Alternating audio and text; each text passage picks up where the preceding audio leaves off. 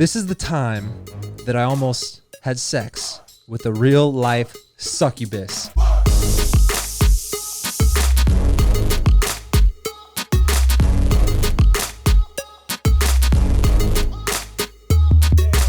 All right, so something interesting just happened. My man Chris convinced me to to tell a story that I didn't know if I wanted to tell on the podcast. Chris, you want to kind of intro the story so they know what to expect? Actually, better yet, why don't you walk us through the experience of the first time I told, because I haven't told you the full story yet. I've only told you about, I would say 40% of it. Walk us through how it came up the first time that you and I talked about it, and kind of what your thoughts were first, which made you curious to hear it even more on today's episode. Yeah, so I remember we were talking about how this conversation even was brought up was because of aliens. That is how you know this one's going to be a good story.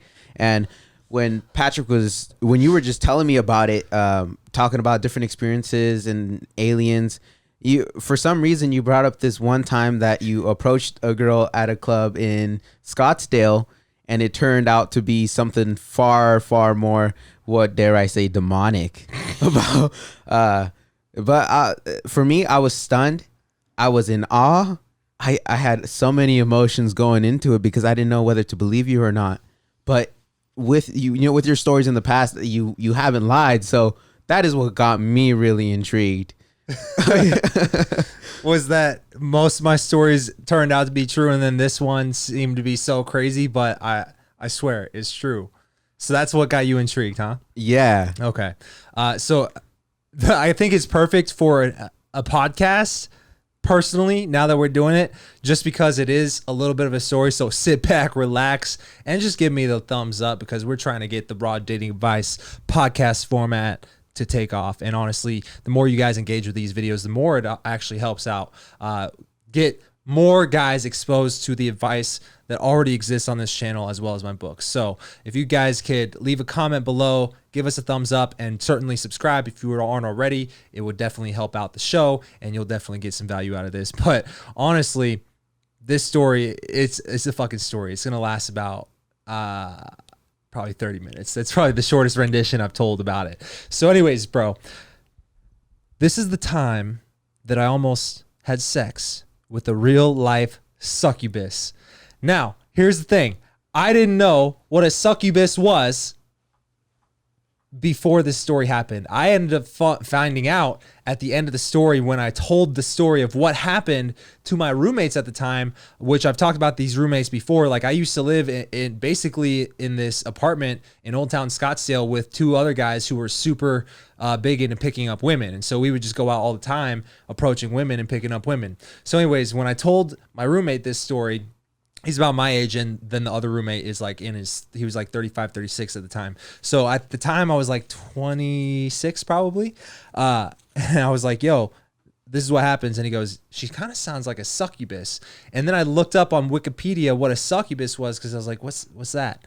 It's literally a demon that in folklore, and you can correct me if I'm wrong, isn't it known to just seduce men while they're sleeping and have sex with them? I know it's similar to like mermaids, where they reel you in and they just fucking turn on you. Okay. This is like, what I would assume, like someone in Hollywood would hear this story and then make their own version that's a little bit creepier on a Hollywood movie. So this is what happened, bro. There's this place called Boondocks that was like 2 blocks away from where I used to live in Old Town Scottsdale. And it was like a Friday night, maybe it was like Thursday night, because it was a random night. Anyways, we go out to Boondocks to start pre-gaming, start warming up for the night. And there's like hardly anybody there. It's just a bunch of dudes. And half these dudes are wearing name tags. And Boondocks is kind of like one of those dive bars. And it's like a cool dive bar because it's in Old Town Scottsdale. And so there's a lot of guys wearing name tags like, hi, my name is Jim, right? And they write it with a marker. And me and my buddies are there. And they keep coming up to us. All these different dudes keep coming up. Hey, are you guys here for the meetup? Hey, are you guys here for the meetup? And so I kind of just like using any excuse or a theme, and I make it the theme of like how I'm going to approach women that night just to keep myself entertained. And so immediately when I realized there's a meetup going on here and it was just a bunch of dudes hanging out and maybe some women, and these women were not very attractive, the women that were there. I was like, any girl that I want to talk to tonight, I'll just start asking them, hey, are you here for the meetup? And just kind of start the conversation that way. So anyways, I'm kind of just mingling around. The place is starting to pick up momentum. And this girl walks in. And like I said, the girls who were in there were not that attractive because they were like older. They were there for the meetup. And there weren't any girls there that weren't for the meetup, right? And long story short, I ended up finding out it's like a meetup for singles in Scottsdale, and it was just like all like people who are middle-aged. And this woman walks in. She's a cougar, but she is elegant as fuck. She's wearing a white dress, and it is glowing white. And part of what gives it the glowing perception is she had all this elegant gold jewelry on. So gold rings, gold bracelets, gold fucking neck ornament over her white dress. She's got this huge rack and a tight body. And she's a little bit of a cougar. You could tell she was like in her 30s. So anyways, I'm like, at one point tonight, I've got to talk to this girl. And so I was already kind of in conversation with anybody, I'm sure, right? Because I'm just that guy who talks to everybody and kind of just makes the venue my party. And so I'm talking to people. And one of the guys we were with, he's a lawyer, middle-aged guy as well, in his 30s. He ends up talking to this girl, and so I'm like, oh, I want to work my way over there, see what's good. And they were kind of standing in the hub of where all the meetup people were. So I worked my way over there, and I start talking to the both of them. And he leaves, but I could tell she was like annoyed with him. She just wasn't into him. And then immediately when I start talking to her, like, when I talk about how you can see the moment a girl's attracted to you. You remember I talked about that a couple episodes ago, where it's like you can see the shift in her eyes that she's attracted to you, and now she's into the conversation.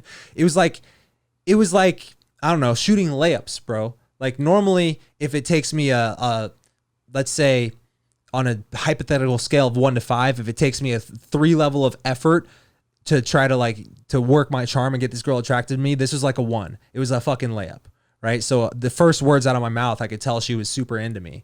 And so we start talking and we start vibing. Anyways, we continue the conversation and we move out of the bar and go to a bench that's out inside of Boondocks, and we start talking. And so we're talking on that bench for so long, but the whole time it's kind of just me playfully challenging her, teasing her, and she's into it. And I'm like trying to kiss her on the cheek, but every now and then every time she like turns her head, so I always get the cheek, but she's into the conversation and she keeps talking to me, right? So anyways, you stay on that bench because I'm like, my apartment's right there. Eventually this conversation is going to lead there, hopefully, right? And so the people I was with, my roommates, and then the other guy who was a lawyer, they go on to the other bars because, you know, you start out at Boondocks and then you go to all the other cool bars. And so they start going that way, and I'm like, yeah, just leave me behind. I'll stay here. I'm going to hold it down on this bench. Right. And so we're talking on the bench for a couple of hours. It's probably midnight by this point. And keep in mind, we were pre-gaming and we were talking on the bench until midnight, but the conversation's just flowing. Right. And then here's where kind of shit starts shifting. Cause I know when I'm about to pull a girl back to my place, cause I've done this many times, right? You go from venue and maybe you have 1 or 2, let's call them like mid locations where you kind of just stops. Pit stops is a perfect word. You have like 1 or 2 pit stops on the way, but each pit stop is steps closer back to the final location, which you want to be your place or hers, right? And so the pit stop from Boondocks to the bench, that's me getting out the door with her. And then the other pit stop, if I really wanted to go to my apartment, that's really easy because it's right there. But I could just tell that I just wanted to continue this conversation with this girl. And so we go to this place called Cigar Lounge, which is like a pit stop that's actually a little bit closer, right, to my apartment anyway. So I'm down and it's right there. And so we go to Fox Cigar Lounge. We sit on these fucking lounge seats, and we're just drinking margaritas. And here's where the conversation shifts, bro. Immediately the conversation goes from me kind of putting in the charm, carrying the conversation, and then just kind of teasing her and going for the kiss along the way. Now it's completely flip-flopped. And she is asking me super, super deep questions, almost interrogating me, and I don't even get a chance to fucking interject or like guide the conversation anywhere. She's just super interested in every little detail about me, right? But it wasn't like I told her like every fucking childhood memory and stuff, but it's like this girl's interested, right? And honestly, she was qualifying me the way I would recommend qualifying most girls, which was kind of cool, but the conversation was going great. And she was just a mature woman. Again, elegant, tight body, so amazing looking, right? And literally still glowing. Anyways, they kick us out at like 2 a.m. and I haven't asked her a question once. Like the conversation completely flipped. And so now I'm like, it's do or die time. We got to go back to my place or I got to get her number because this is not going to go any further than this.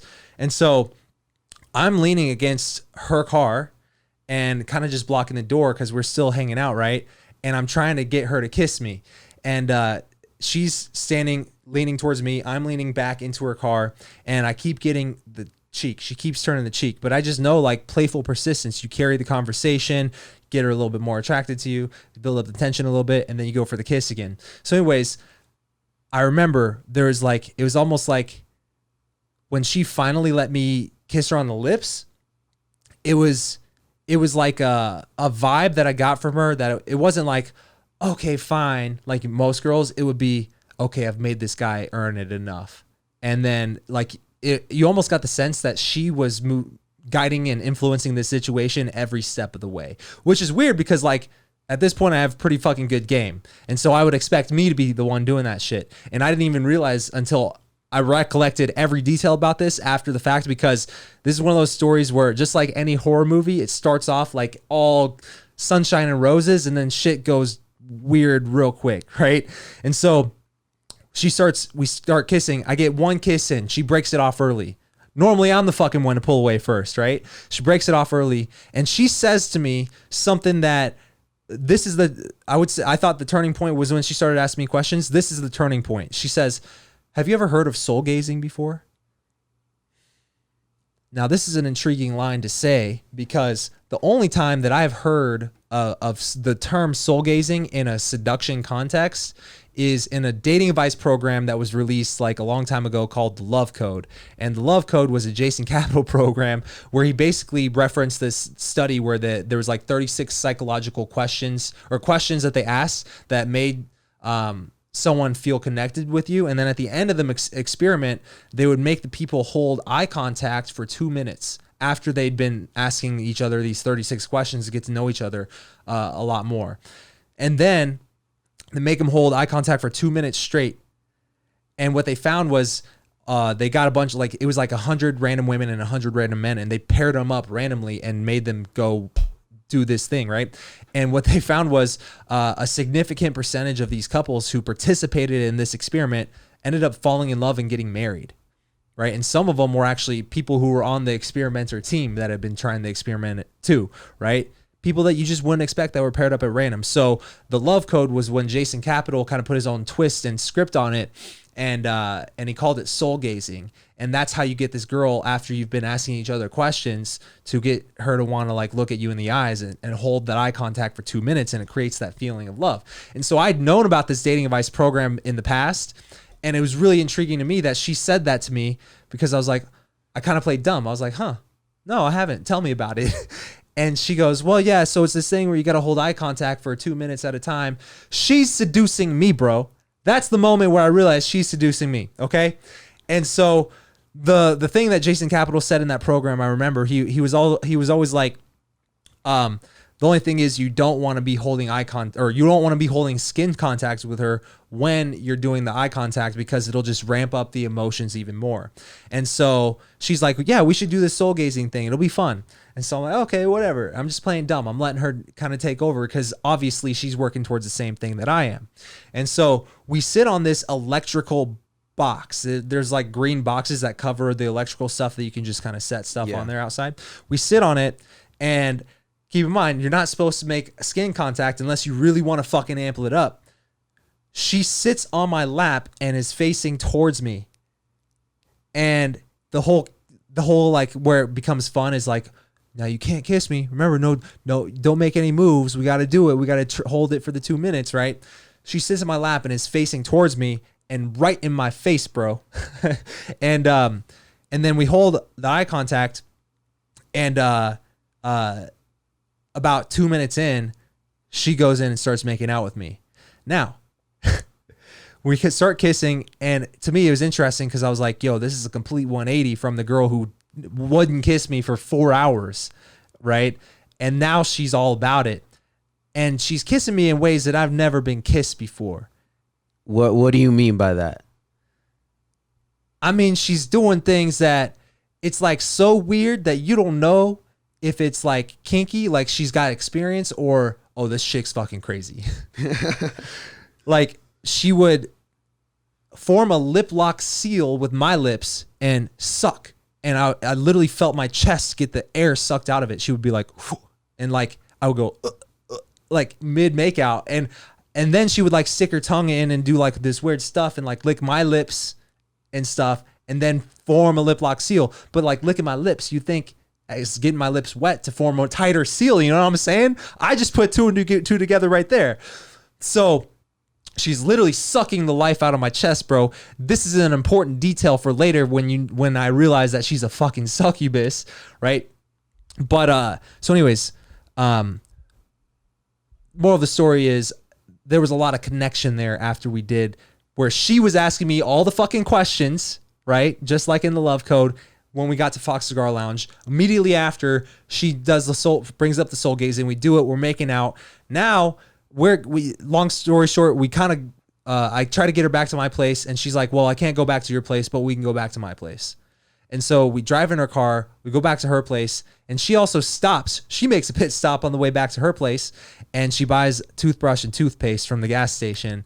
I guess I was like, why are you buying toothbrush and toothpaste? She's like, well, because you got to freshen up your breath, right? And she buys one for her too, which is really weird because if we're going back to her place, why does she need a toothbrush and toothpaste as well? So we go back to this apartment, and I feel like I know where these apartments are because I've lived in Scottsdale for so long. But I remember I've never seen these places before this time where I was going there. And it's honestly like right there, and just kind of a few minutes away. And we turn, like you see the lights of Scottsdale, the street lights, the cars. And I remember the vibe completely changed when we turned. And by this point, it's like 3 a.m. So we turn into where her apartment complex is, and immediately everything kind of just feels dead and lifeless. Like, I shit you not, there was no lights anymore. Everything was just dark, right? And there was maybe a few cars in the parking lot, but the whole place kind of just looked like an empty jail, if I kind of recollect the memory. That's crazy. I just put this together. 3 a.m. That is the witch's hour. Okay, that's a good thing that you fucking brought up, because here's where shit really starts getting fucking weird.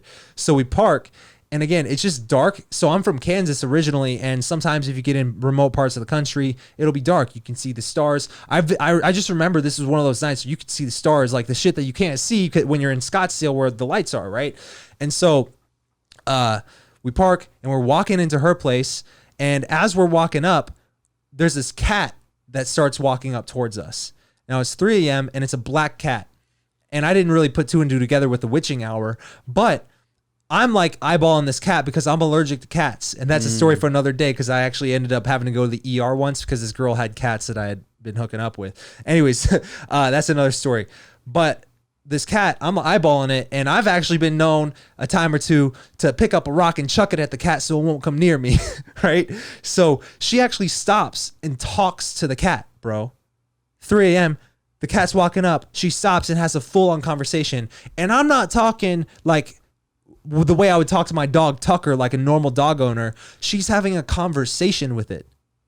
And it's like not like, oh, you're so cute. Oh, little kid.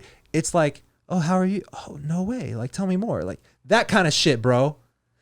So anyways, at this point, I'm just still a horny 26-year-old man. Nothing has phased me yet. I haven't realized anything yet. This is all in retrospect, okay?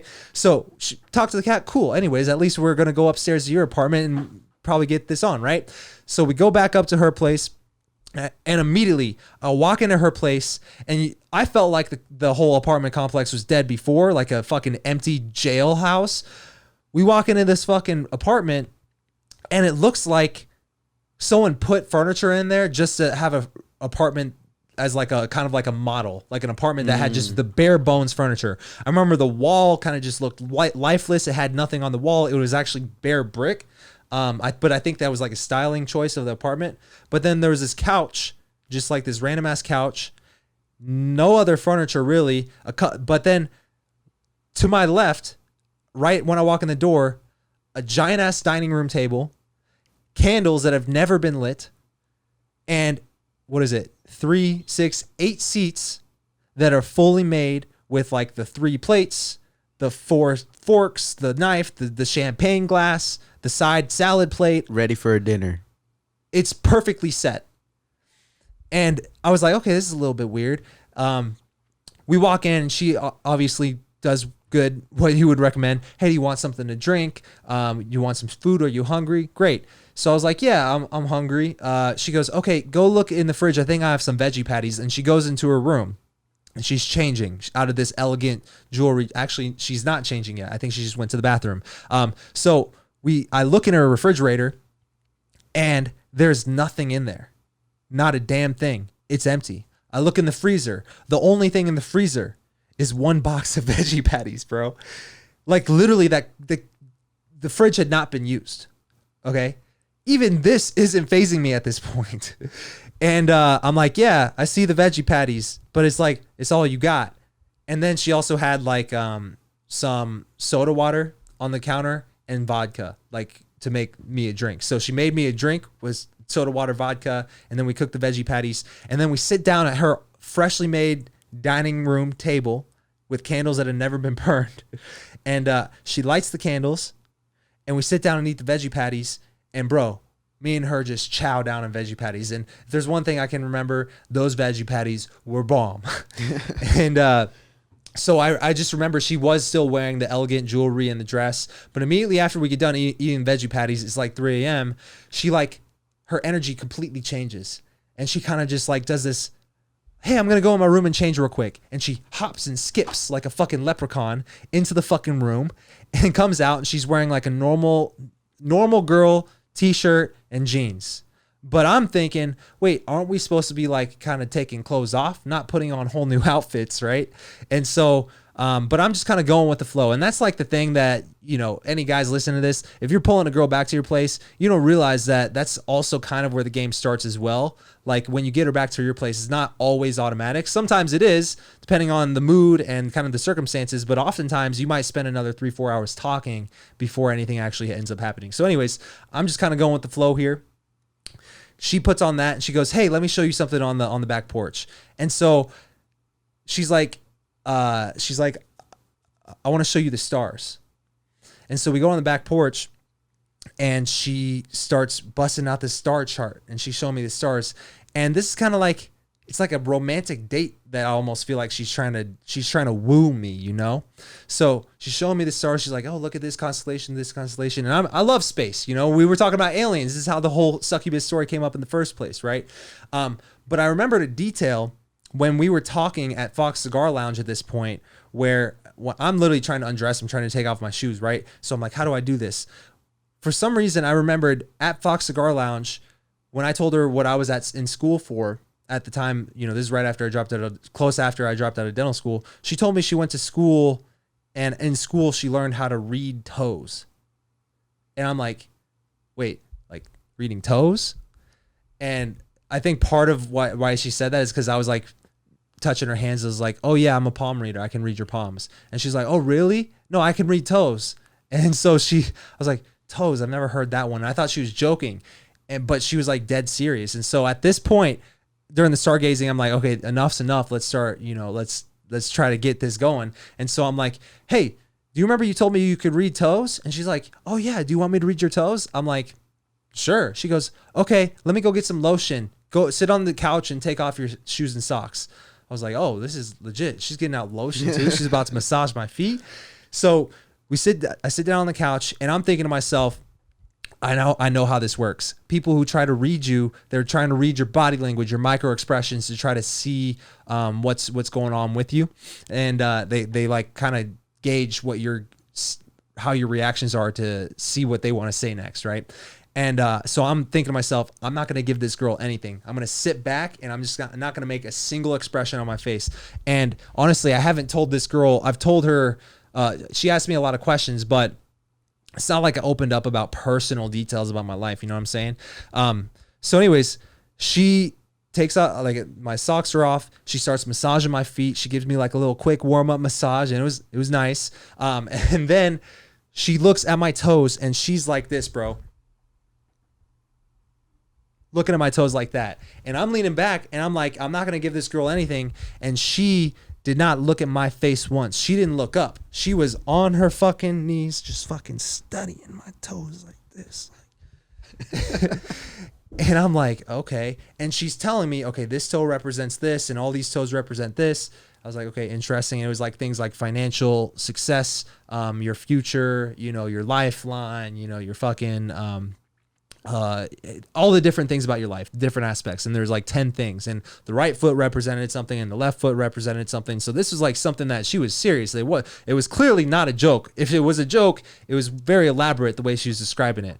Right. And so she's studying my toes and she starts saying things that I've always been skeptical of these psychics, but she's saying things that, how the fuck did you know that? You know, it kind of just makes you go, huh? And I'm not giving her anything. I'm just like this. Nothing. I'm not even moving a muscle. I'm not even making a peep. I'm not laughing, not nothing. She's studying one toe, and I remember my big toe at the time had this callus that kept peeling off, and it was just a constant thing. I had to keep peeling off. And she goes, "Oh, that's interesting that you have this."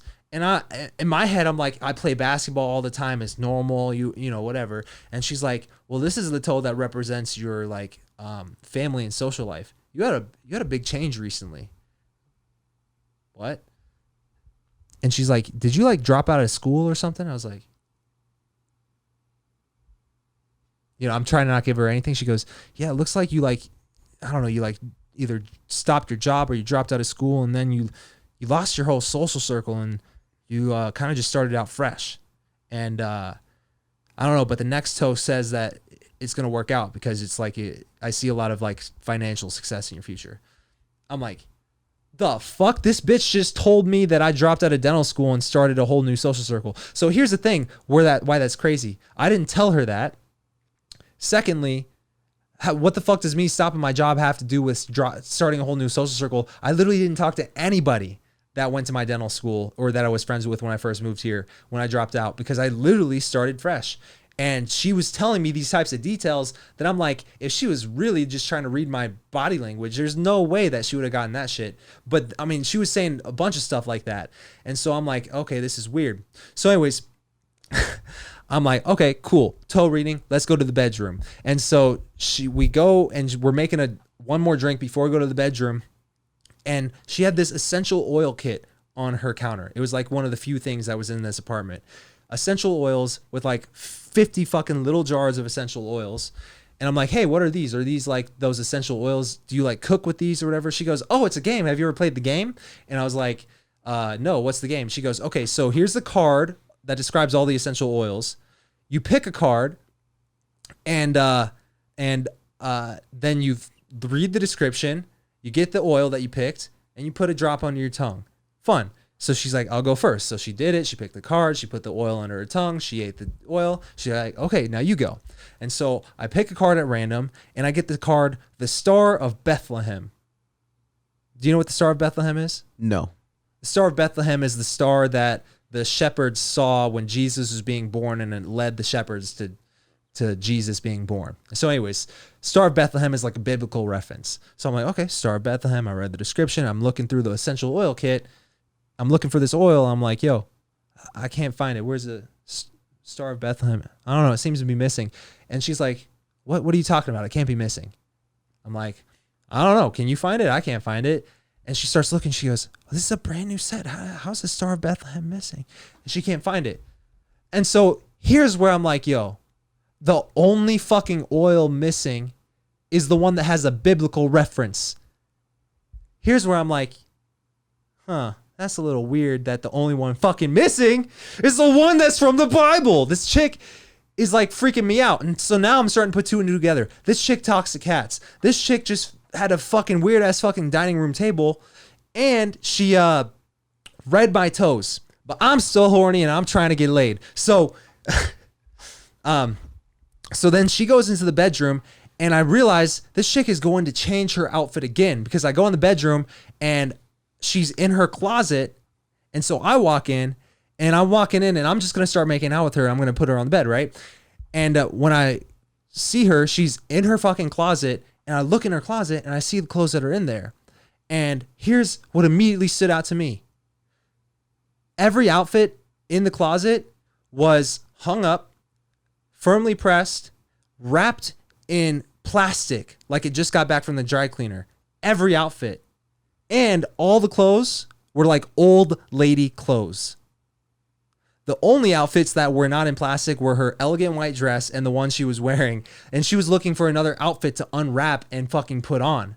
And I'm like, is this shit crazy? What's going on here? And why does she have an old lady clothes? And why are they all firmly pressed and wrapped like nobody's fucking been in this bedroom for years?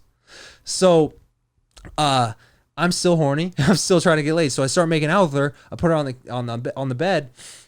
Long story short, it was amazing foreplay, but it never went anywhere. And when I was like making out with her, I guess I won't go into extreme detail, but it was like she kissed every inch of my body from head to toe. It was amazing. And I just laid her there, and she did all the work, and it was like hours. And I was like the horniest I'd ever been. And right when I'm like about to go penetrate, stick it in, she stops me. Cold stop, or dead stop, after hours, right? And I'm like, what's good? And she goes, yeah, we can't do this until you go down on me. I said, what?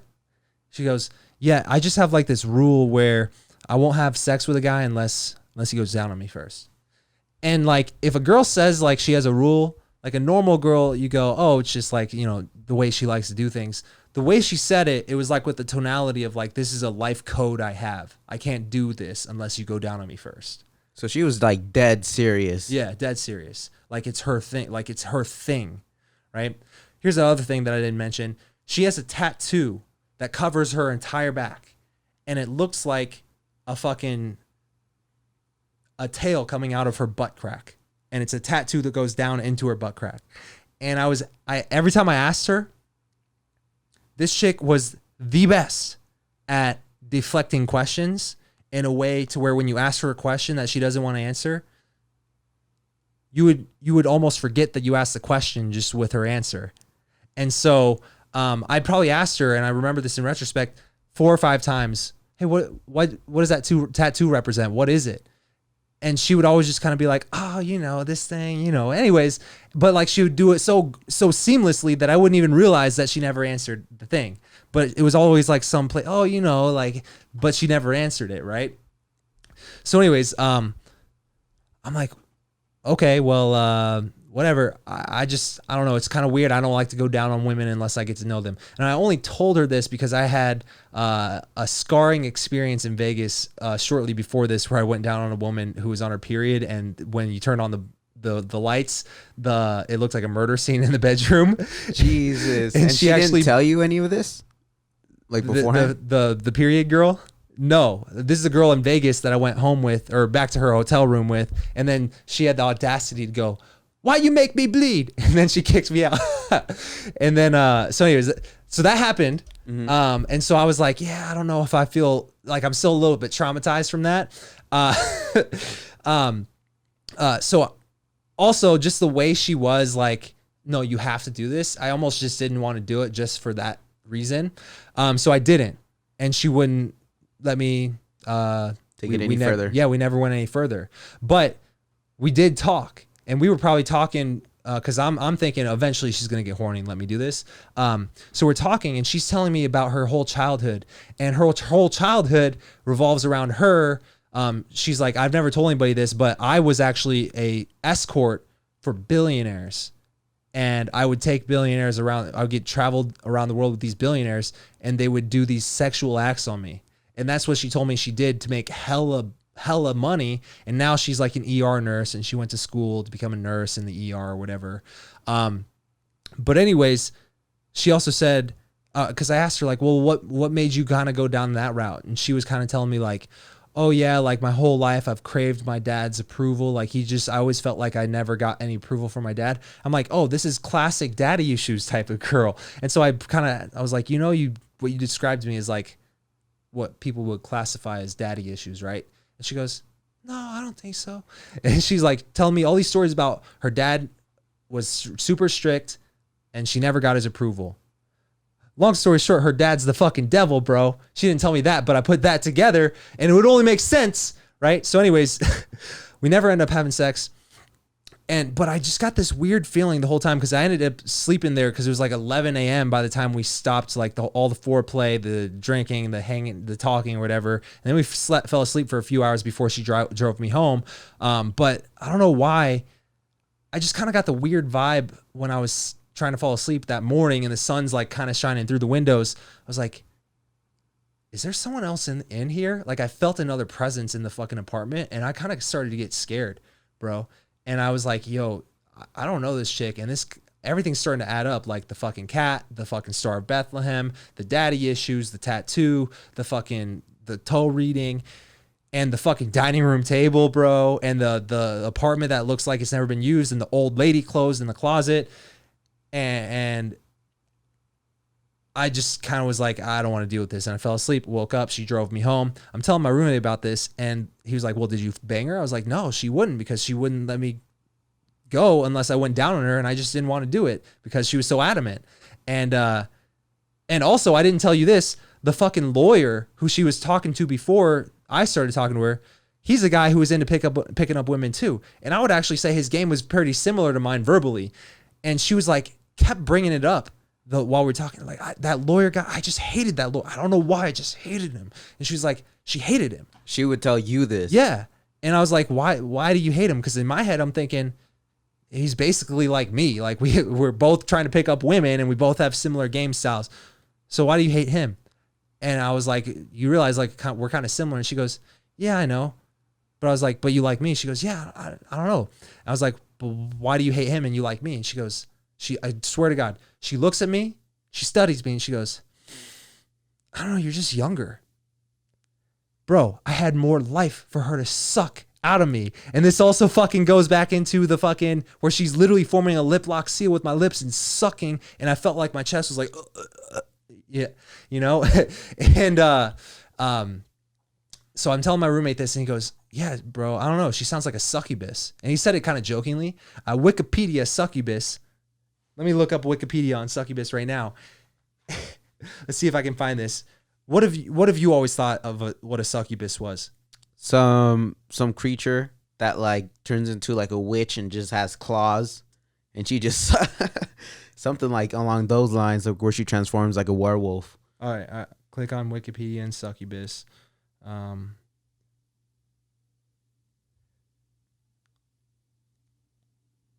Okay. In folklore also describes the act of sexually penetrating a succubus as akin to entering a cavern of ice, and there are reports of succubi forcing men to perform cunnilingus on their vulvas, which drip with urine and other fluids. In later folklore, a succubus took the form of a siren. That sentence immediately stood out to me because it literally says succubi are known for forcing their men to go down on them before they're able to penetrate. This woman got me so fucking horny and seduced the shit out of me before this. And also, she told me when she was in college, she seduced her biology professor to get an A in the class, and the biology professor ended up falling in love with her and losing his job over this. Damn. This woman is a professional seducer, and she did it as a living with billionaires as an escort, right? So her story says. Also, another question she was amazing at deflecting was what hospital she works at, because she's an ER nurse and she wouldn't tell me, but she was amazing at deflecting it in a way that made me forget I even asked, right?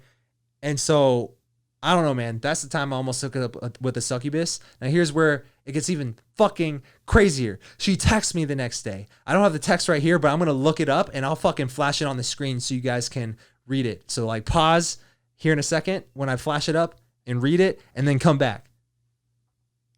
All right. So that's the fucking text. I was able to find it. She's crazy. She sent me like a fucking on iMessage. It's one of those you have to keep scrolling. Oh, the continued. And it's this fucking long, bro.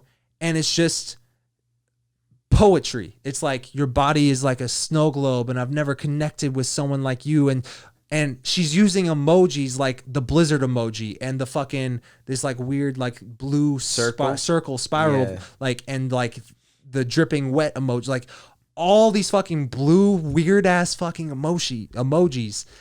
And then I look her up on Facebook. And she has like 14 friends on Facebook. One profile picture, and all the Facebook friends of hers are old ladies, old ass ladies on the verge of death. Okay, and her one profile picture is of her in like a basement, like a concrete basement, looking like maybe she went home with some random dude who lives in a shitty ass basement, and it's of her in elegant white clothing with gold jewelry. Posing like this. That bitch was a succubus for real. I mean, what? That's just like a lot of information. But do you think like if you went down on her, she would have just transformed? And what do you think would have happened if you went through with it? Would you be here today? Here's what I didn't say. Remember how she ran the love code on me? Mm-hmm. To some degree, it worked because I was so horny for this woman, even days after this, right? Because she just worked it up to be that big. Like I said, it was like the most exciting foreplay ever. And I didn't do any of the work. I just laid there and let her ravish my fucking body. She was professional, bro. And I really did feel connected to her because we opened up so much about each other, with each other. And she made us do the fucking eye contact thing, and I think it worked to some degree. Obviously, it's lost its impact. That was years ago, right? But what was the original question? What do you think would have happened if? I think she would have slowly kept me around and drained the life out of me, or it would have been like that scene from that old Jackie Chan movie, The Tuxedo, where the guys drink the water that sucks the water out of them, and they dry up and they go and turn into dust. One of those two.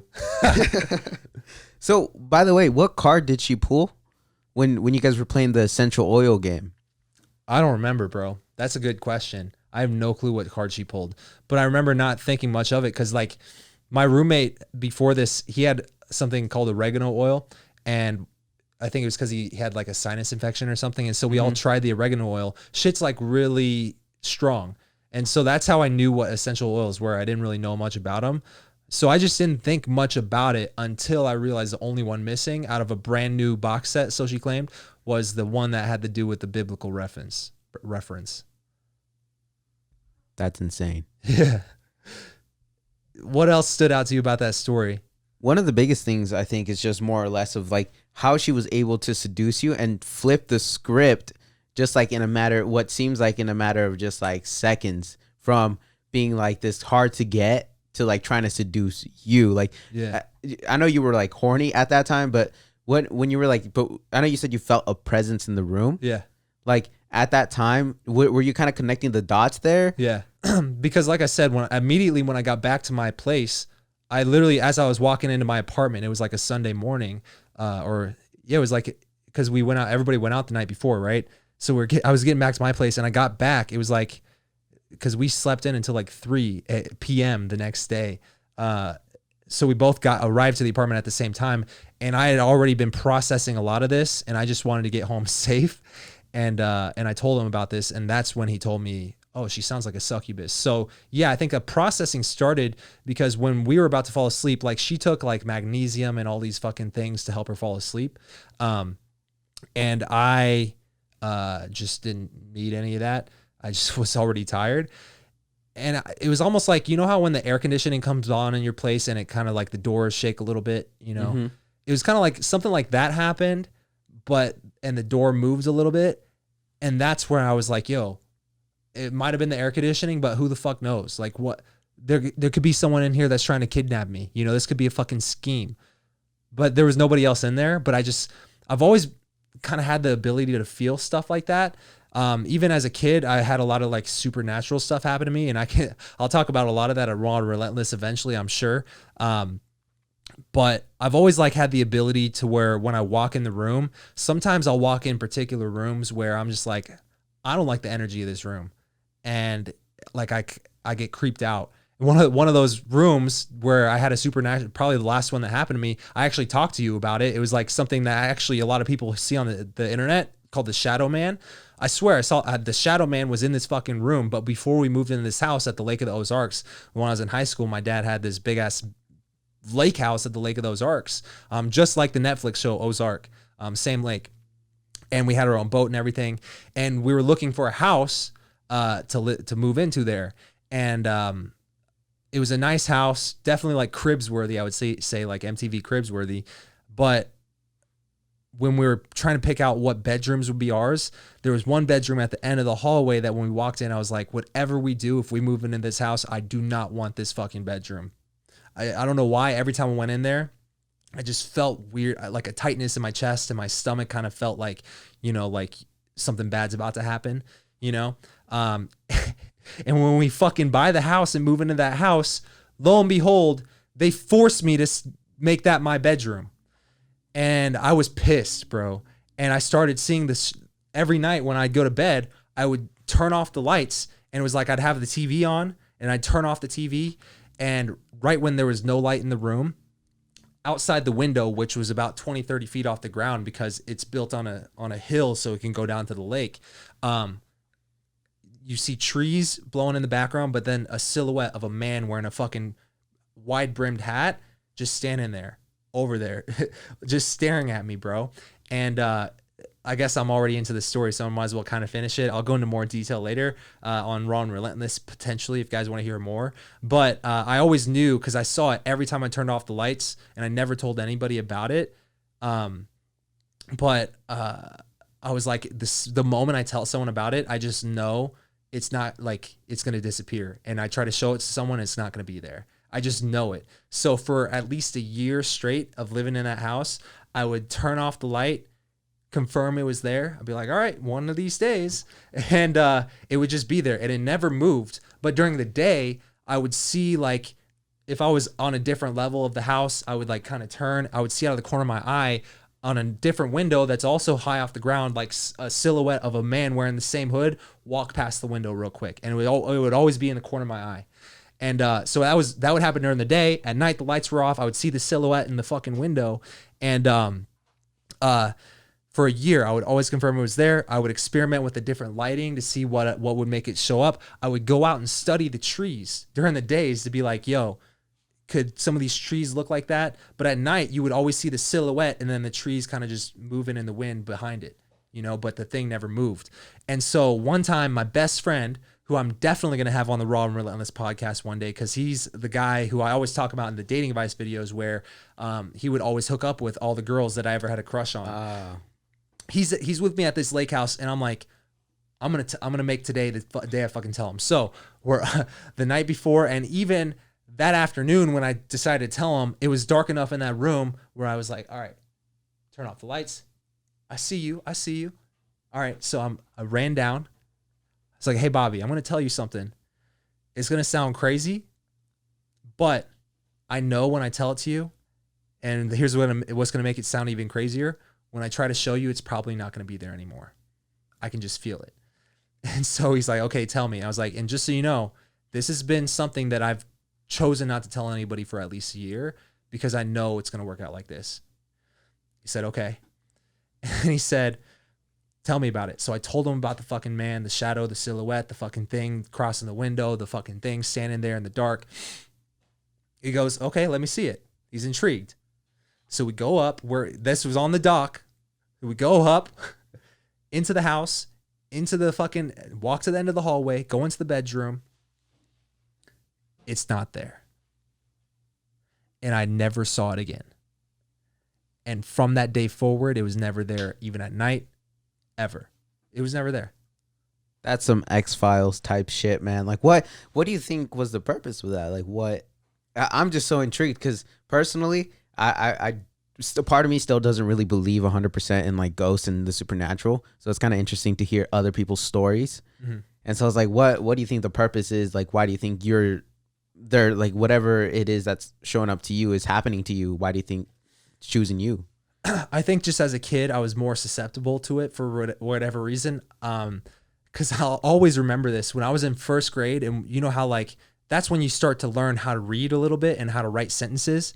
And in first grade, they had in this first grade classroom the books that the kids could pick to read during reading time. And I don't know why, but one day I picked up a book that was about ghost stories and how to hunt ghosts and shit.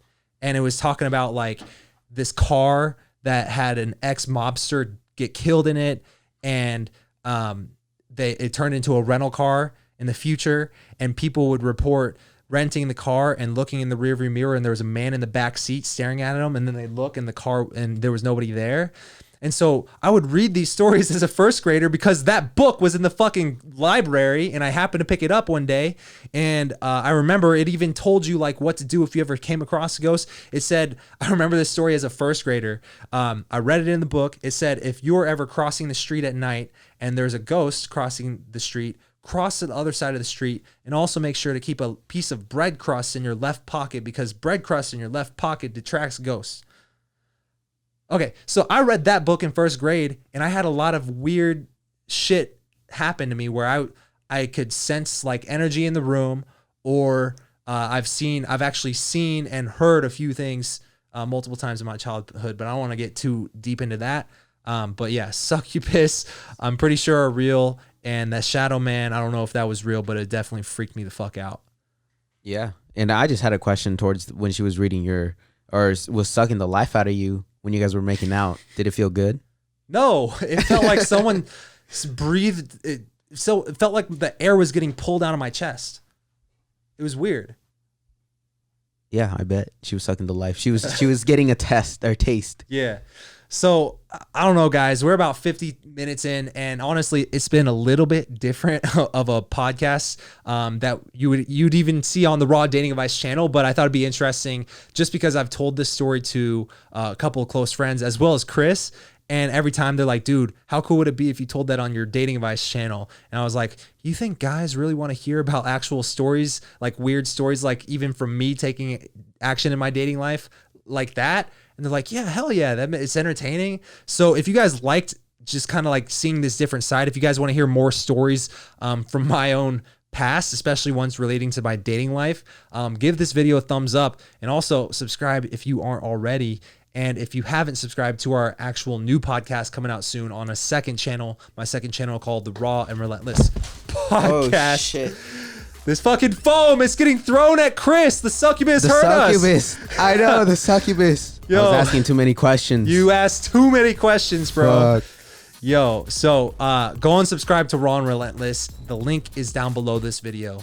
And we will see you guys on Monday for the next Raw Dating Advice show. See you guys.